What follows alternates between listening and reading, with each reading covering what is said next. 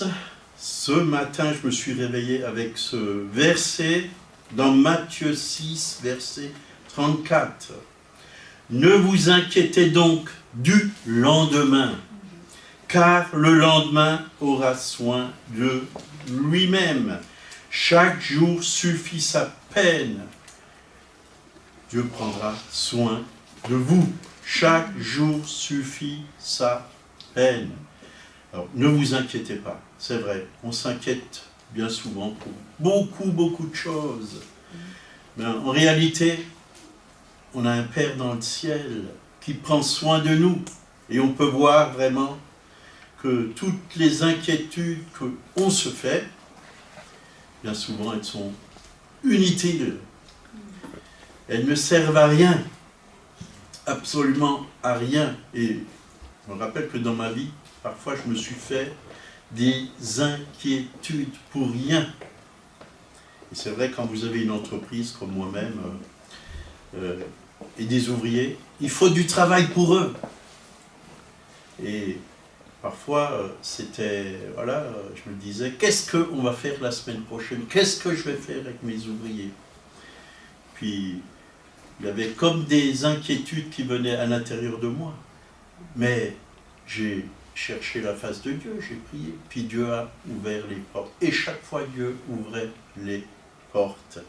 Alors, nous n'avons rien à craindre, absolument rien à craindre. Et j'ai une chère sœur qui en Christ, qui habitait en Bretagne, assez âgée, maintenant elle est dans la gloire de Dieu, elle est au ciel, et elle me téléphonait toutes les semaines, elle me disait, qu'est-ce que tu as besoin?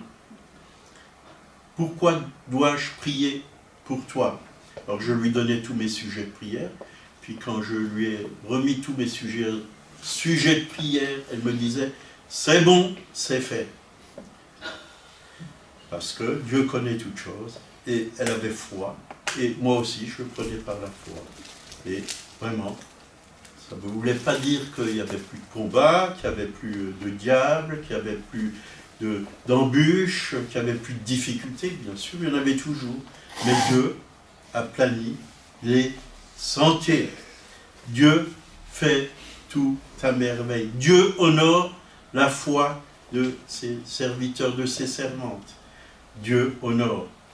Et là, on est fin de l'année, et dans les entreprises, fin de l'année, qu'est-ce qu'on fait? Le bilan. Le bilan. Le bilan. Et chacun d'entre nous, devant Dieu, on peut aussi faire le bilan. Bien sûr, c'est pas bon de toujours regarder en arrière et de rester sur nos échecs. Mais parfois, il faut regarder en arrière pour voir déjà tout ce qui a été durant l'année, tout ce qui a été bon dans nos vies, tout ce que Dieu a fait dans nos vies, et il en a fait. Il a plus fait de bien dans nos vies que nous, on s'est fait du mal. Parce que ce n'est pas Dieu qui fait le mal. Il nous a fait du bien. Et là, on peut transformer, quand on voit tout ce que Dieu a fait, on peut être dans l'action de grâce et dire, Seigneur, merci, tu as été là cette année. Tu m'as gardé, tu m'as protégé. J'ai eu un salaire chaque mois. J'ai eu de la nourriture dans mon assiette. J'ai eu le chauffage chez moi. Il y en a qui sont dehors et qui n'ont pas ce chauffage. Il y en a qui n'ont pas à manger. Il y en a qui sont à l'hôpital, qui sont malades. J'ai été préservé de toute la maladie, de toute maladie. Alors, lui rendre gloire, le remercier. La Bible dit qu'il faut compter les bienfaits de Dieu. Il y a un chant qui le dit aussi, compte les bienfaits de Dieu, mets-les tous devant tes yeux.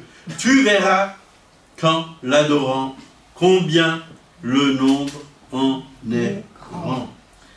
Et c'est vrai que Dieu nous bénit tellement, il nous a bénis de toute bénédiction spirituelle dans les lieux célestes, et il nous a laissé toutes les promesses qui sont dans sa parole, et il y en a, mais à nous de nous en saisir. Dieu nous les a données, mais à nous de les prendre. Parce que si on ne les prend pas, personne ne va les prendre à notre place. C'est ça, se saisir de toutes ces bénédictions, de toutes ces promesses que Dieu nous a faites. Donc il y a un verset qui dit dans Ésaïe 41, verset 10, « Ne promène pas des regards inquiets, car je suis ton Dieu.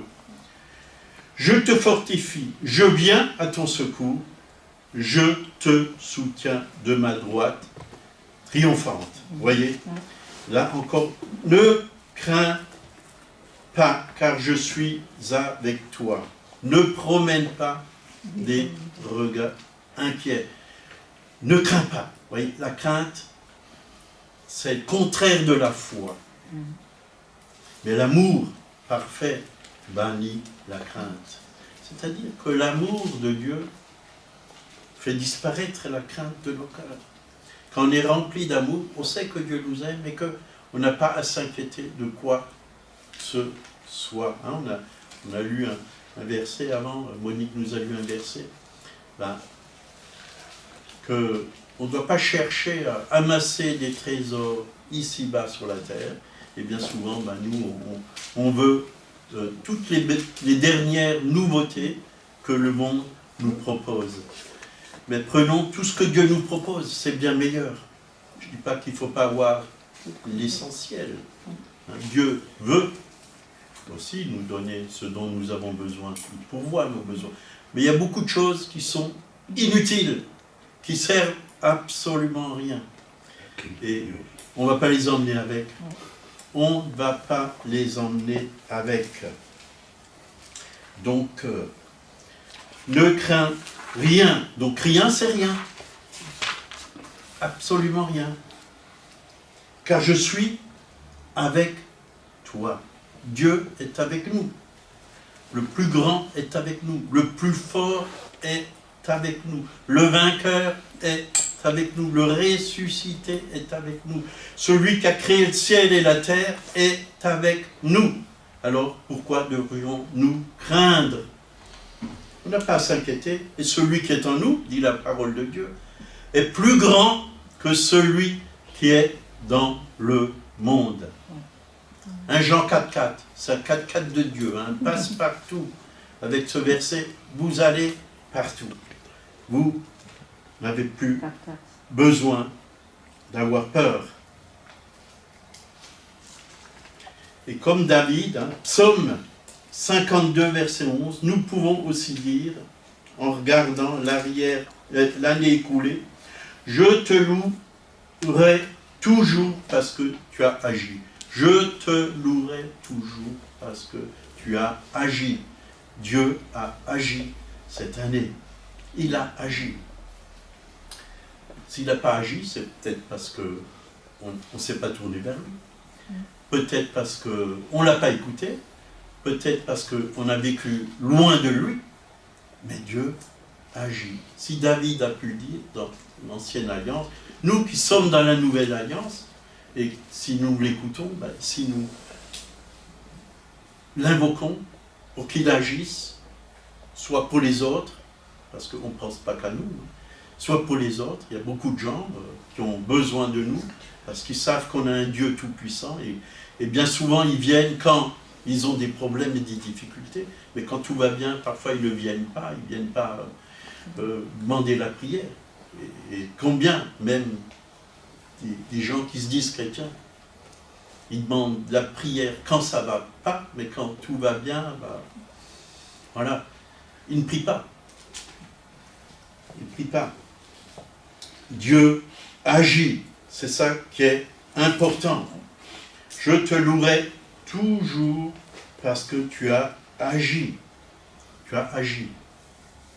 Et c'est vrai que bien souvent, on regarde tout ce qui ne va pas.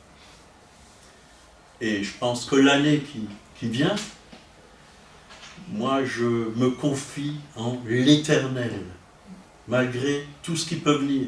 Et je pense qu'il y a beaucoup de choses qui vont venir, qui vont être peut-être très difficiles même, peut-être même plus difficiles que l'année 2021, 2022, ça sera peut-être beaucoup plus difficile. Mais si on se confie en l'Éternel, Dieu va conduire toutes choses. Dieu va diriger toutes choses.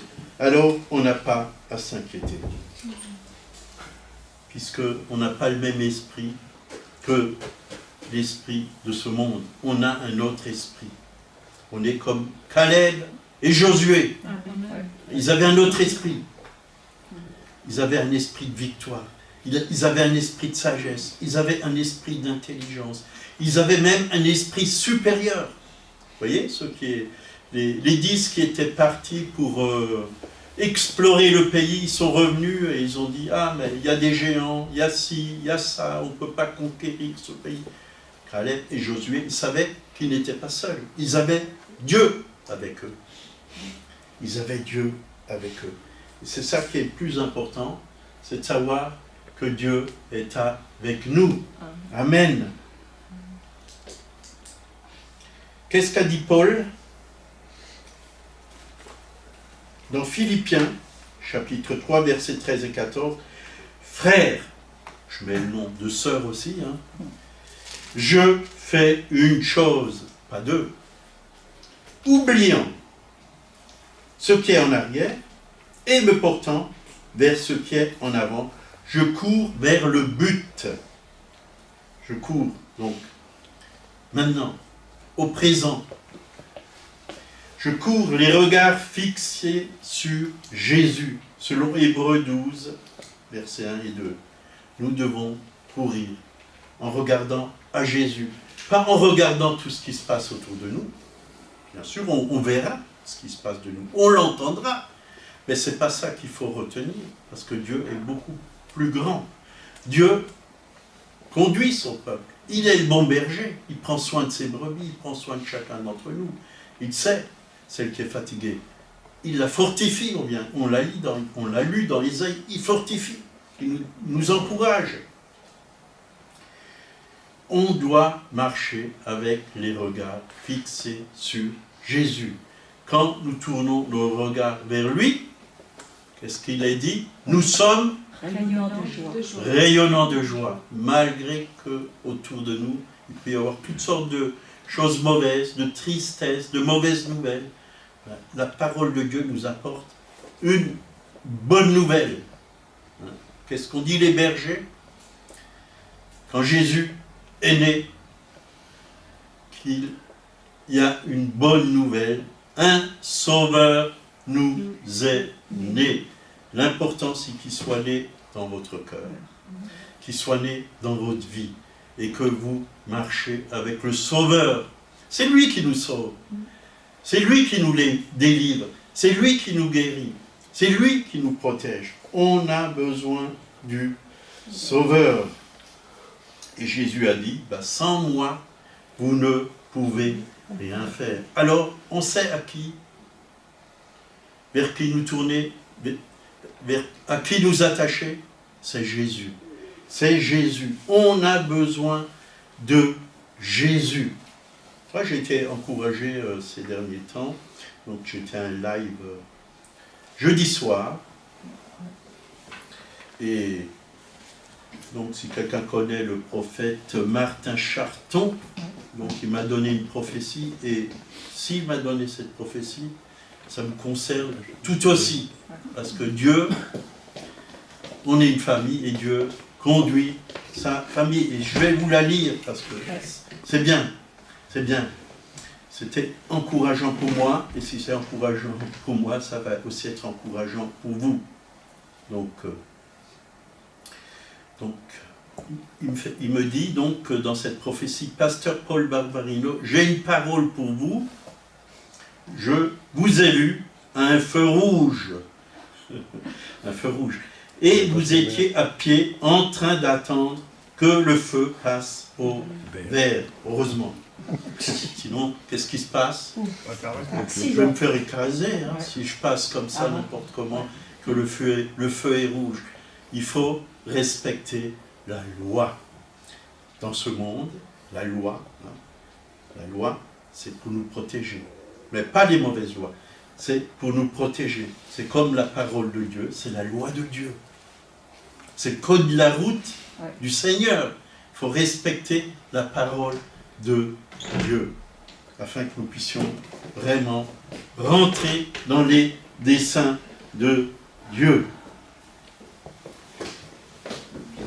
Donc, vous étiez à pied, en train d'attendre que le feu passe au vert pour traverser la route, et c'est vraiment la position de l'année 2021 à 2022. Vous savez, parfois, on veut faire des choses que Dieu ne nous demande pas de faire. Et il faut attendre la direction de Dieu. Parfois, le feu est rouge. C'est pas le temps. Ça veut dire que c'est pas le temps d'avancer. C'est pas le temps de passer. Et c'est comme si vous voulez monter plus haut, au premier étage, ben vous devez y aller pas par pas. Hein. Il y a des messages qui ont été donnés là-dessus, pas Monique. Marche par marche. Marche par marche, pas 2 marches ou 3 marches. On n'a pas les pieds assez grands pour monter 3 ou 4 marches à la fois, quoi. On n'est pas des géants. C'est Dieu le géant. Mais celui qui est fidèle dans les petites choses, ben Dieu va lui en confier de plus grandes. Il faut déjà être fidèle dans les petites choses. Dieu nous appelle vraiment à être fidèle dans les petites choses. Si Dieu vous dit, venez passer la serpillère ici dans la salle, là, et que nous sommes fidèles dans ces petites choses, Dieu va nous en confier de plus grandes. Si Dieu vous dit, prends le pupitre, mets-le en place, ou autre chose. Il y a plein de choses à faire dans une église. Hein. Il n'y a pas que prêcher. C'est bien de prêcher, mais il faut être prêt pour prêcher. Il y a le temps de Dieu. Il faut le feu vert de Dieu. Parce que prêcher, beaucoup peuvent prêcher, mais tout le monde ne vit pas ce qu'ils prêchent. Je ne dis pas qu'on vit absolument tout ce qu'on prêche, mais on essaye de le vivre au maximum. Parce qu'on a encore besoin, vraiment, d'apprendre chaque jour du Seigneur. On ne sait pas tout. Moi, je ne sais pas tout. Je me sens tout petit devant Dieu. Parce qu'il n'y a que lui qui sait tout, et il n'y a que lui qui peut communiquer ce dont j'ai besoin. Mais je veux être fidèle dans les petites choses. Je veux monter plus haut, oui, mais marche par marche. Je ne veux pas prendre l'ascenseur et monter tout de suite là-haut. C'est comme quand vous allez dans une entreprise. Vous ne devenez pas tout de suite le chef. Vous ne dites pas au patron, ben c'est moi aujourd'hui qui va commander, qui va guider l'entreprise. Non, il faut d'abord vous laisser former. Il faut d'abord connaître l'entreprise. Si vous êtes apprenti, faites un apprentissage dans l'entreprise, puis commencez à voir comment fonctionne cette entreprise, commencez à aimer ceux qui sont dans l'entreprise. Ben c'est pareil dans une église. Commencez à aimer les frères et sœurs. Commencez à respecter les autres. Et écoutez ce que le Saint-Esprit vous dit pour que vraiment, quand vous rentrez dans une assemblée, que Dieu vous appelle et qu'ensemble vous puissiez grandir et avancer. Ça, c'est la chose le plus importante. Donc, il y a un signal de Dieu à ce feu rouge qui va passer au vert pour pouvoir aller de l'autre côté. Hein, ça vous fait penser à quelque chose? Aller de l'autre côté. Va de l'autre bord. Allons de l'autre bord, a dit Jésus. Et voilà, ils sont allés dans la barque, les disciples sont allés dans la barque pour aller de l'autre bord. Mais qu'est-ce qui s'est passé entre-temps? Il y a eu une tempête. Il y a eu une tempête. Et ils ont eu peur. Ils ont eu peur, très peur. Mais Jésus leur a dit, allez de l'autre bord. Donc si Jésus a dit, allez de l'autre bord, on n'a pas besoin d'avoir peur, parce qu'il est avec nous, tous les jours, jusqu'à la fin du monde. Et il nous a donné l'autorité aussi, pour calmer le vent et la tempête. Et nous devons utiliser l'autorité que Jésus nous donne.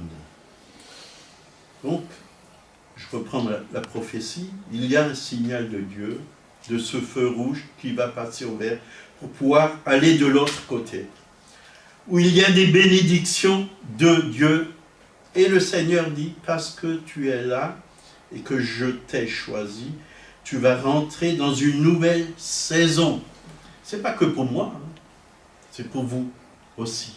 Dieu veut nous faire rentrer dans une nouvelle saison. Et c'est vrai, Caleb et Josué, ils sont rentrés vraiment dans le pays où coule le lait et le miel. Voilà ce que Dieu veut pour chacun et chacune. Bien sûr qu'il y a des géants, bien sûr qu'il y aura des combats, bien sûr qu'il y aura des difficultés. Mais ne regardons pas seulement aux géants, mais regardons à Jésus-Christ, qui est vainqueur sur les géants. C'est lui qui est vainqueur, et il vit en nous, il habite en nous. Une nouvelle saison d'intercession, une nouvelle saison d'intimité, une nouvelle saison où tout va parler à d'autres du cœur du Père. Voilà ce que les gens ont besoin, c'est de connaître le vrai Père. Parce que les pères humains, s'ils n'ont pas le cœur du Père, ils ne pourront pas apporter vraiment l'amour du Père. Et l'homme a besoin de l'amour du Père. L'homme ou la femme a besoin du cœur du Père, de se sentir accepté, de se sentir aimé. Parce que le Père, qu'est-ce qu'il nous dit? Tu as du prix à mes yeux. Tu as du prix, tu as de la valeur. Je t'ai choisi. Tu es mon enfant, je t'aime, d'un amour éternel. C'est pourquoi je te conserve ma bonté. Voilà ce que le Père nous dit. Dieu veut nous utiliser pour que nous puissions parler du cœur du Père. C'est-à-dire dire au monde que le Père éternel est bon. Il est même très bon. Mais il n'est pas bonbon. Il n'est pas bonbon. Mais il est bon.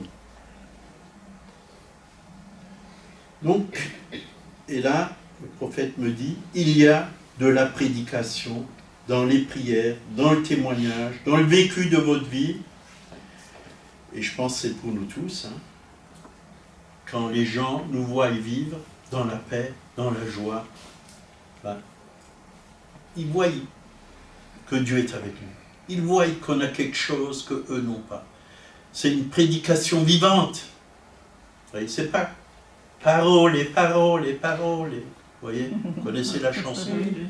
Non.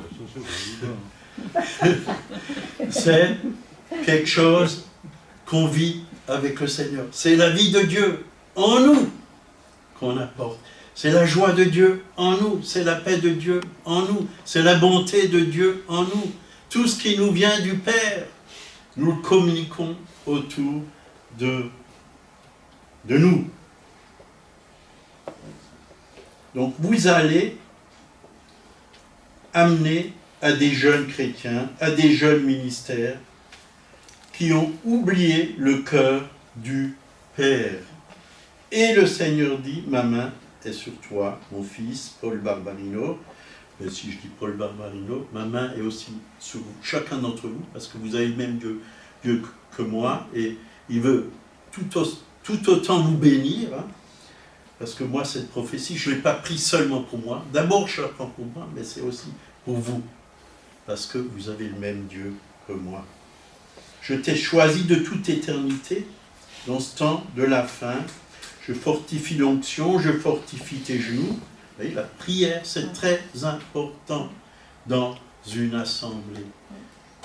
C'est important chez nous à la maison, personnel avec le Seigneur, tête à tête, cœur à cœur avec Dieu, mais aussi dans une assemblée, c'est important. Et je pense que l'année 2022, Dieu, vraiment, cherche des guerriers, des soldats dans la prière. Mais aussi des soldats qui vont apporter cet amour, cette bonté, le cœur du Père. Le Seigneur dit, va de l'avant, je suis avec toi. Va de l'avant. Chacun d'entre nous, nous devons aller de l'avant. Il est avec nous. L'heure d'entrer à la maison n'a pas encore sonné. C'est-à-dire, Dieu veut encore en tout cas pour moi, c'est pas fini, j'en ai pas fini en 2022. Il y a encore du pain sur la planche. Il y a encore beaucoup d'âmes qui ne connaissent pas Jésus, qui doivent rentrer dans le royaume de Dieu. Nous devons annoncer le royaume de Dieu. Cherchez d'abord le royaume de Dieu et sa justice, et toutes choses vous seront données par-dessus. Toutes choses. On n'a pas à s'inquiéter pour la nourriture, le vêtement, l'argent, toutes ces choses. On n'a pas à s'inquiéter pour toutes ces choses. Dieu, si on obéit, il nous donne tout ce dont on a besoin. Donc, l'heure d'entrer à la maison n'a pas encore sonné. C'est une bonne nouvelle pour moi. J'ai encore besoin de toi pour ouvrir la porte des cœurs, la porte des situations. Tu es un homme par lequel je fais descendre mon royaume.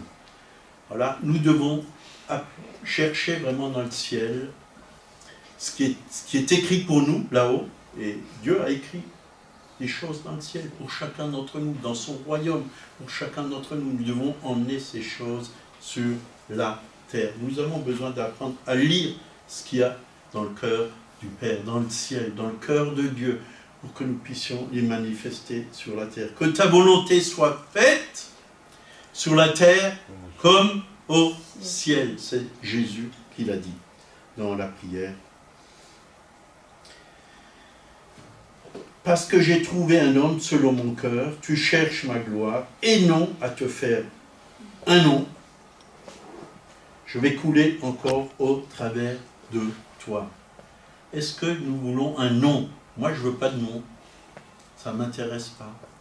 Ce n'est pas moi qui dois être connu. Est-ce que vous voulez être connu? Non. C'est Jésus qu'il faut faire connaître. C'est lui qui a besoin d'être élevé, glorifié, loué, adoré, béni. Parce que nous, on ne mérite rien en fin de compte. Absolument rien. Mais Dieu nous donne tout parce qu'il nous aime. Pour que beaucoup puissent arriver au salut. Donc, si on regarde à Jésus, si on rend toujours la gloire à Dieu, si on réalise que l'Église même, je parle pas que pour moi, mais pour les pasteurs aussi, n'appartient pas à un pasteur, elle appartient à Jésus. C'est Jésus lui-même qui l'a dit, je bâtirai mon Église, et les portes du séjour des morts ne prévaudront pas contre elle. L'Église appartient à Jésus. Quand les gens viennent me dire, ton Église, je dis non, c'est celle à Jésus. Je suis un simple membre de l'Église. J'ai peut-être mon rôle dans une Église, mais chacun a son rôle aussi dans l'Église. Et nous devons être unis ensemble, un seul cœur, une seule âme. C'est ce que dit la parole de Dieu. Dans les actes, c'était un seul cœur, une seule âme. Chacun avait une responsabilité, chacun avait une fonction. Et chacun a une fonction dans l'Église de Jésus-Christ. Et quand les gens voient qu'on s'aime les uns les autres, aimez-vous les uns les autres comme je vous ai aimé. Car à ceux-ci tous connaîtront que vous êtes mes disciples. C'est l'amour que vous avez les uns ou les autres. Donc, pour que beaucoup puissent arriver au salut, pour que beaucoup puissent être édifiés, et tu vas aussi apporter la consolation, et tu vas encourager les gens à l'adoration. Voilà, une église qui apporte l'édification, la consolation, parce que beaucoup de gens sont encore blessés à l'intérieur. De même, beaucoup de gens ont des difficultés, des problèmes, ont entendu des mauvaises paroles qui les a blessés, déçus. Et on sera tous un jour blessés, déçus. Il faut savoir apporter toutes ces choses au Seigneur. Et nous devons être, on a un ministère chacun, le ministère de la réconciliation, mais aussi l'adoration. Un peuple qui adore, un peuple qui adore. Dieu cherche des adorateurs en esprit et en vérité. Amen. Tu vas encourager aussi, encourageons les autres, mais aussi à la sanctification. la sanctification. Sans la sanctification, nul ne verra Dieu. Dieu veut une église qui est sainte, pure, sans tache et sans ride. C'est-à-dire, de l'église, il en sort une épouse. Une épouse. Quelqu'un qui est amoureux de Jésus, qui aime Jésus de tout son cœur. C'est le divin époux. C'est avec lui qu'on veut se marier. Donc, le Seigneur dit, le chemin est long, mais je serai chaque jour avec toi. Donc, si le chemin est long, il y a encore des années. Des années. Moi, je ne crois pas que Jésus va revenir demain. Je reviens bientôt, mais l'Église n'est pas prête. Il viendra quand elle est mûre, quand elle sera belle, quand elle sera pure, quand elle sera sainte, quand elle sera sans tache, quand elle sera sans ride. Là, il reviendra. Voilà. Je vais m'arrêter là parce que ce que j'aimerais qu'on fasse ce matin, ce n'est pas spécialement une prédication, mais nous encourager. Mais ce qu'on va faire ensemble, on va compter les bienfaits de Dieu. On va prendre un temps où on prie et on remercie Dieu pour tout ce qu'il a fait cette année 2021. Mais aussi, on va demander au Seigneur de nous guider pour 2022 et que vraiment nous puissions marcher avec lui, être fidèles, l'aimer et qu'il ouvre vraiment le chemin devant chacun d'entre nous. Voilà, amen. Je m'arrête là, c'était court, mais je crois que c'était ça que Dieu avait mis sur mon cœur. Je pourrais apporter plein de messages. C'est pas le but c'est que Dieu soit élevé et glorifié. Voilà, alors on va tout simplement